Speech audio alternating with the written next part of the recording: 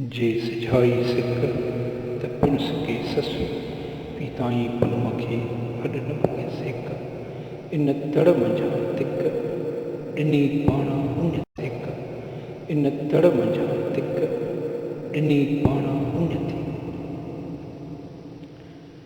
जेकॾहिं सिक मोहबत दुनिया दर कंहिं आशिक खे सिझाए पचाए रास कयो आहे त उहा ससु ई आहे जेका सिझण खां पोइ बि कबाब थियण खां पोइ बि सिके थी।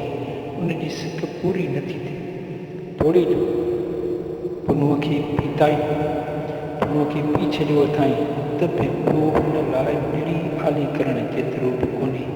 हुनजी ख़्वाहिश पूरी थियण जेतिरो कोन्हे। उहा शइ ई अहिड़ी आहे जो हिन मां वॾो टुक भरिजे त अञा उञ वधंदी घुटंदी कोन।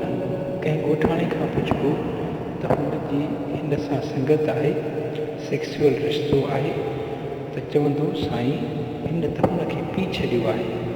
लतीफ़ साईं लफ़्ज़ पीताई इस्तेमालु छो कयो आहे? ससु ई त पुनुअ जी ज़ाल हुई। उहा ईअं भला छो कोन करे? साल मुड़ुस जे लाॻापनि में हिकु अनलिमिटेड यानी न खुटंदड़ सिलसिलो हूंदो आहे सेक्स। ॻाल्हि खे सम्झण लाइ आख़िरी सट खे पढ़िजे त दुनिया जी हर शइ खाइण खां पोइ उन जी सिक लही वेंदी आहे।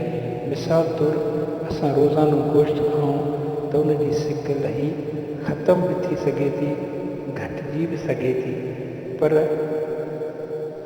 उहा कहिड़ी तिक आहे जंहिंजी तड़प घटिजे कोन थी मुर्गो पथे थी। कहिड़ी तिक मंझां कहिड़े तड़ मंझां तिक सेक्स जे तड़ मंझां तिक जेका तड़प वधाए बुख खे वधाए।